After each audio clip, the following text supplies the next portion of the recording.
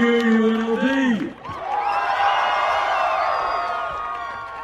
Let me thank Jackie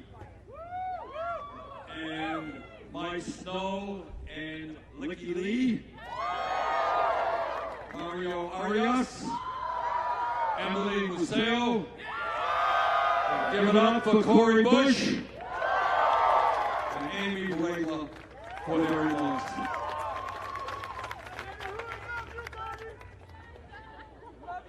This is, as I think all of you know, the most consequential election in the modern history of America, maybe in American history. And what our campaign is about are two fundamental issues. Number one, we must and we will defeat the most dangerous president in the modern history of America. The American people, regardless of their political views, understand that for the sake of the future of this nation, we cannot continue to have in office a president who is a pathological liar, a president who is running a corrupt administration, a president who is undermining American democracy and does not understand the Constitution of the United States of America, that we cannot continue to have in office a president who is a racist, a sexist, a homophobe, a xenophobe, and a religious bigot. And those are his good qualities. But our campaign is about more than defeating Trump. Our campaign is about creating an economy and a government that works for all of us, not just wealthy campaign contributors. The working families of this country are sick and tired of the grotesque level of income and wealth inequality that exists. They're working longer hours, they're working 2 or 3 jobs, and almost all new income and wealth goes to the top 1%. The working people of this country are tired of a corrupt political system in which billionaires think they can buy elections. So today we say to all of those billionaires who think they can buy elections, we are a democracy, not an oligarchy. You're not going to buy this election.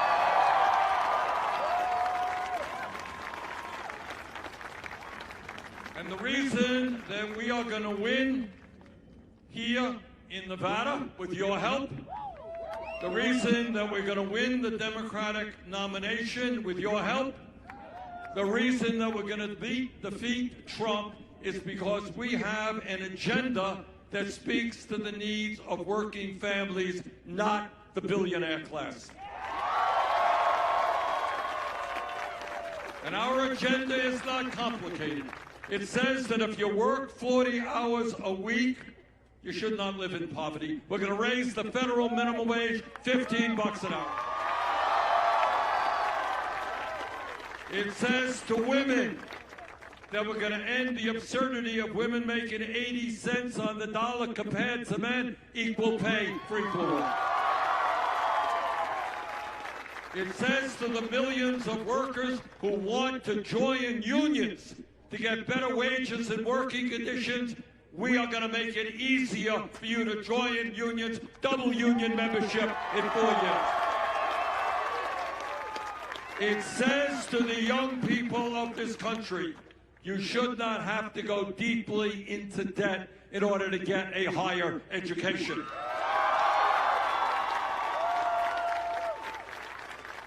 We got to redefine what public education means in the year 2020. And what it means to me is that we make public colleges and universities tuition free. And it means that we cancel all student debt through a modest tax on Wall Street speculation.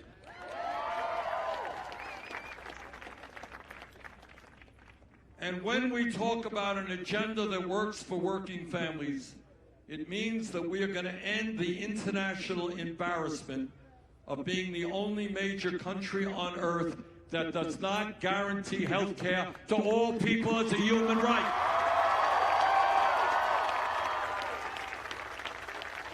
Now, Canada can do it, and the UK can do it, and France, and Germany, and Holland, and Sweden, and Denmark, and Norway, if they can guarantee health care to all people is a human right. Don't tell me we can't do that in the United States.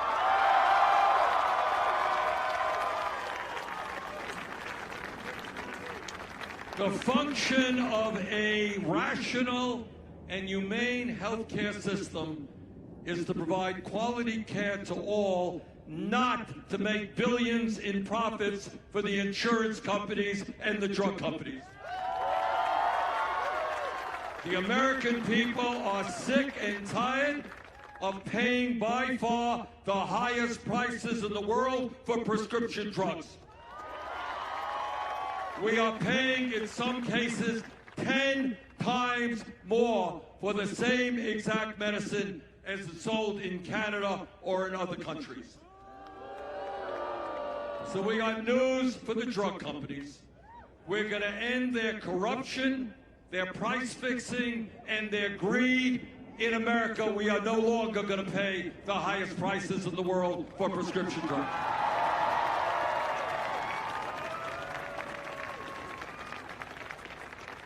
Now, Donald Trump is wrong on almost everything, but he is dangerously wrong on the issue of climate change.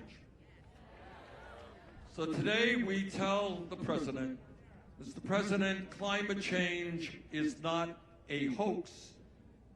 Climate change is an existential threat to this country and the planet. And unlike Donald Trump, our administration, now you're ready for a very radical idea here. All right, our administration believes in science, not right-wing extremism.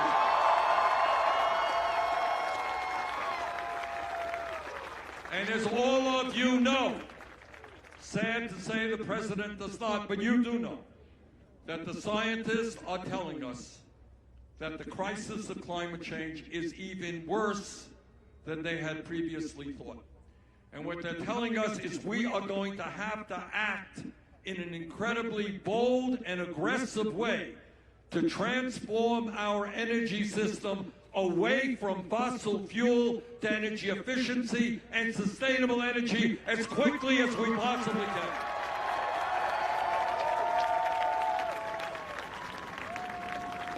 And that is why we have introduced the most sweeping climate change proposal ever introduced by a candidate for federal office based on the principles of the Green New Deal.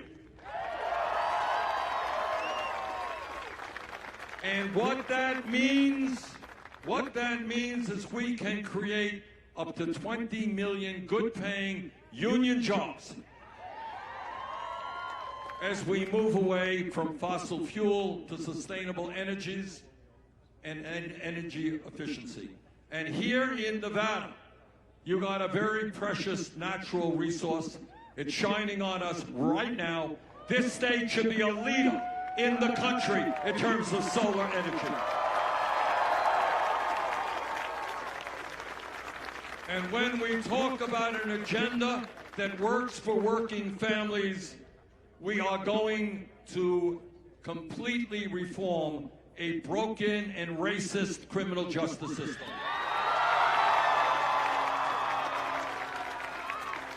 I don't want to live in a country in which we have more people in jail, disproportionately African American, Latino, and Native American, more people in jail than any other country on earth. We are going to invest in our young people, in jobs, in education, not more jails, not more incarceration.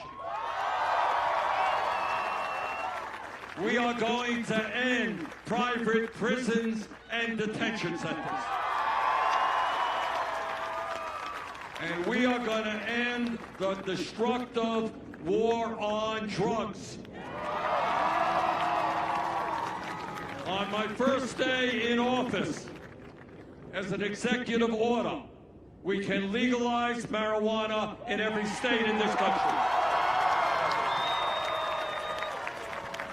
We will move aggressively to expunge the records of those arrested for marijuana.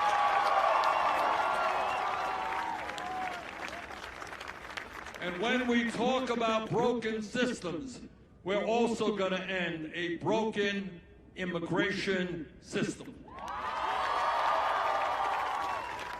As the son of an immigrant, my dad came to this country at the age of 17 without a nickel in his pocket, very limited education, could not speak a word of English. I am sick and tired of Trump and his friends demonizing the undocumented. We're going to end that. On our first day in order, we're going to rescind all of Trump's racist immigration executive orders. On our first day in office, we're going to sign an executive order re-establishing the legal status for 1.8 million young people and their parents eligible for DACA. We are going to end the current border policy. Under our administration, federal agents will not be snatching babies from the arms of their mothers. And under our administration, we will do what the American people want us to do, pass comprehensive immigration reform and a path towards citizenship for the 11 million undocumented. Now, I know that Nevada, and not only Nevada, but Nevada has seen some horrible, horrible gun violence and mass killings. I know that. And here is my promise to you. Our gun policy, our gun safety policy, will be determined by the American people, not the NRA.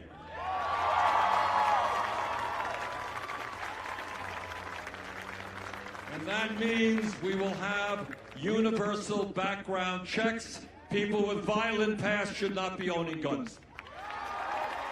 We're going to end the gun show loophole. We're going to end the straw man provision ends. We're going to do what the American people want us to do right now, is to end the sale and distribution of assault weapons in this country.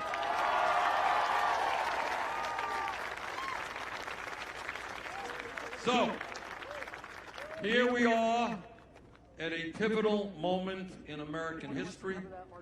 Here we are in Nevada, where there will be a caucus on Saturday at noon, where there is early voting, which will end today. So my plea to all of you, and I'm happy to take a little walk with you over to the polling place,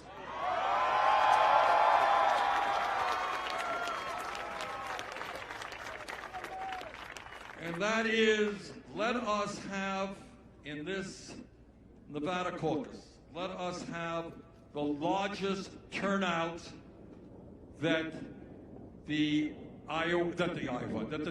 Nevada caucus has ever seen. All right. Now, our young generation, let me say this to the young people here. You are the most progressive young generation in the history of this country. Your generation is more anti-racist, anti-sexist, anti-homophobia, anti-religious bigotry, anti-xenophobia than any generation in American history. And you should be proud of that. That's the good news. Here's the bad news. The bad news is, although we're seeing good changes in this, the bad news is that young people still do not vote in the kinds of numbers they should be voting. If young people under 29, for example, voted at the same rate as people 65 or older, we would transform this country. So my plea to you is that, you know, we won the Iowa caucus, won the popular vote there. We won the New Hampshire primary. And if there is a large voter turnout here in Nevada, I believe we're going to win the caucus here. And if we win the caucus here, we're going to do really well in South Carolina, California, and on Super Tuesday. And if we do well on Super Tuesday, we're going to win the Democratic nomination. And if we win the Democratic nomination, we will defeat Donald Trump.